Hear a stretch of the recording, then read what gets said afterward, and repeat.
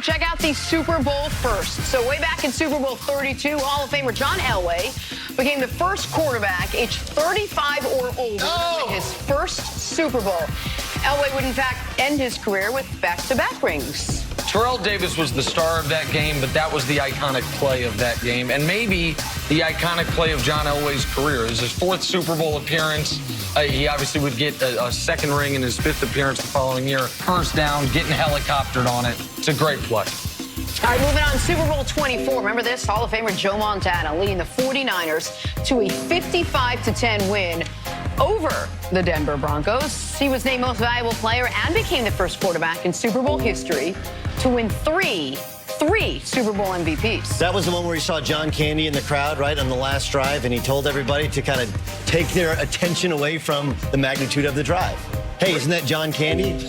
You don't even know who John Candy is. John Candy? Okay, you look. Yes. Take some of the pressure off. Nick is a young man, so he doesn't really know. I know John Candy. You looked at me like I said John Candy. Yeah, I just thought it was an odd reference to make, but I knew who he was. I thought it was a famous Super Bowl story. Have you met Gottlieb?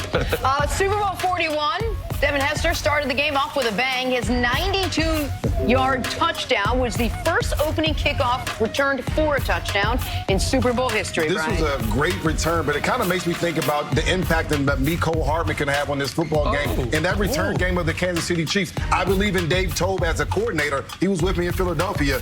I think that he has some plan on special teams for a trick play. I just remember Lovie Smith having to defend his starting quarterback on Super Bowl Sunday, right? Rex Grossman is my quarterback. Oh, was that when Lovie Smith said, "Isn't that John Candy?" Oh, that was before that. Time now for us to go viral. Here we go. 42-year-old Tom Brady will spend this offseason deciding what his future will hold, which has Patriots fans sitting on the edge of their seats. Luckily, Tom put everyone at ease yesterday.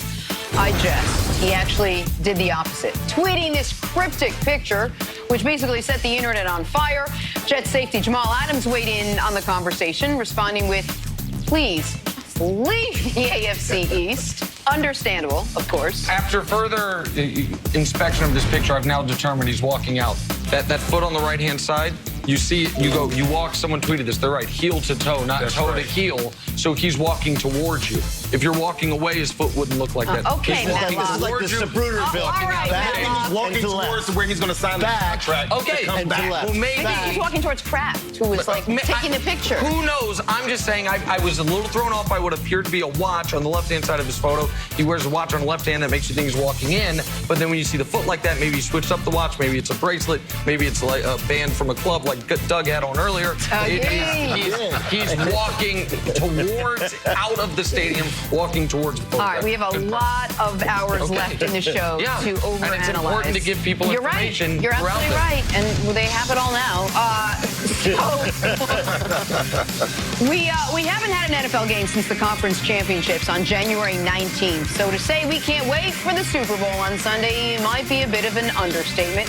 Coverage starts Sunday 1 p.m. on Fox. We've been previewing the matchup all week long live from Miami, but it is time to go on record.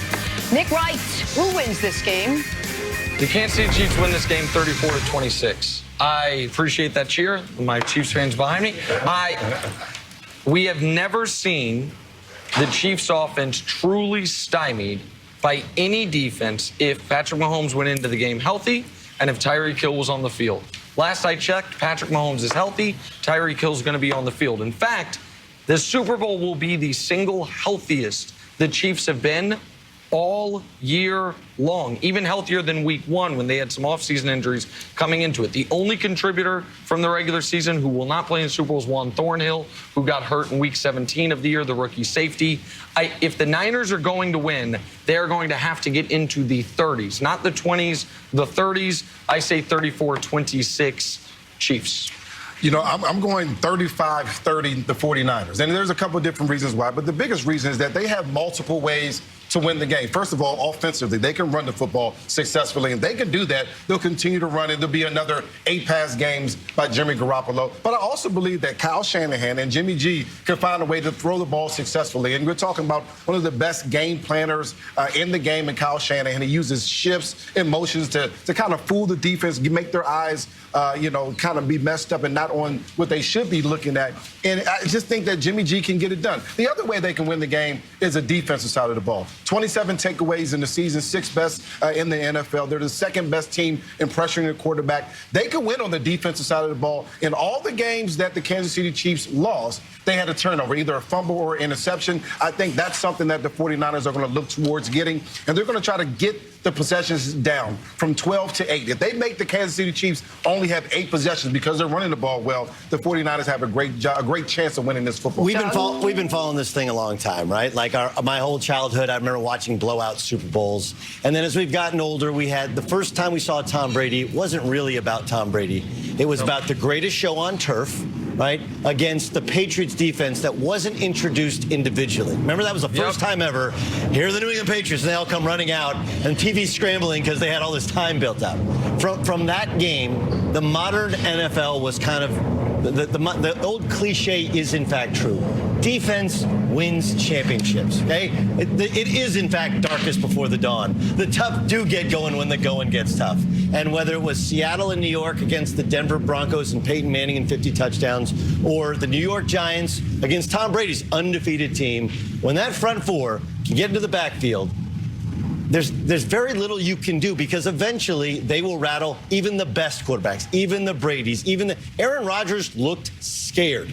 Okay, Aaron freaking Rodgers looked scared, looked completely out of sorts in the first half against this Niners defense. I believe they win. I believe they win because they acquired Emmanuel Sanders, great midseason pickup. I believe they win because Jimmy Garoppolo got hurt last year, which allowed them to draft Nick Bosa and Deebo Samuel, 2 game changers. They are the only team in the NFL with the type of speed the Kansas City Chiefs have and the front four to get after Pat Mahomes. He won't be terrible, but he won't be perfect, and you got to be perfect to beat this Niners team. I mean, defense wins championships except for the years it doesn't, right? Like when Atlanta and New England, and Atlanta's great offense jumps out 28-3, and the New England's great offense comes all the way back, or Philly and New England, where there was no defense seemingly played in that entire game, or in the year that Aaron Rodgers actually did win the Super Bowl when they were playing a superior defensive team in Pittsburgh, and yet Aaron Rodgers gets them out 21-0 because of the overwhelming offensive performance on that side of the football. But the one other element here that you mentioned, the 2001 Patriots, and you're right, that game wasn't about Tom Brady in real time. We now look back to it as the beginning of his legend, because he leads them on the drive to get the field goal. Sometimes, not always, sometimes sports works in almost perfect story arcs. Tom Brady's career, now that we know how it's closing, it's perfect it started like that. Patrick Mahomes has been the best player in NFL history through 35 games. Nobody's ever had a better at the quarterback position opening 35 games. His 36th game is not then a Super Bowl loss to Jimmy Garoppolo. His 36th game is being the best player on the field, having a near-perfect performance, continuing the near-perfect performance he had in these playoffs, leading his team to a championship. At least that's the way I see this. It's funny, though. You point out those games. Let's go back to Atlanta. Tom Brady was rattled. The Falcons should have won that game, and it was because the Falcons could get to Tom Brady without blitzing people, right? That was one of the games you read. Even the Philadelphia game, okay? No, the Eagles did not make the Patriots punt, but they did turn the football over, including that's how they stopped the Patriots on the Patriots' last drive. Again, I'm not saying that this is, this is one of those old school Niners runs roughshod over the Chargers in the Super Bowl. I'm saying in a game in which all of us truthfully don't know, because these are probably the best teams in football, right? The best offense against the best defense. And I think the Chiefs have an improved defense, and the Niners have an interesting offense that has some pieces. We just don't have enough a sample size yet on Jimmy G to know exactly what he has. I'm saying that you get to the quarterback one time at the opportune time, and I think that's how this Niner team is built. Do you guys want to know who I'm picking and why? Yeah. Yes. So I'm picking the Chiefs, but let me tell you why. Okay. Can anyone even fathom what my week will be like sitting next to him if the Chiefs don't win? Oh, Jenna. What my family That's life so is sweet. like. So you're rooting for it because you have such deep felt care and respect for me? No, because I can't take any more stress. My kids have been sick. I got a lot going on at home, and to have to come to work and babysit you is going to be more than I can handle, frankly. Now I forgot who I picked, but I'm sure it was the right pick. Got to take a break. Coming up, look who we got joining us. Christian McCaffrey, Aaron Jones, Mel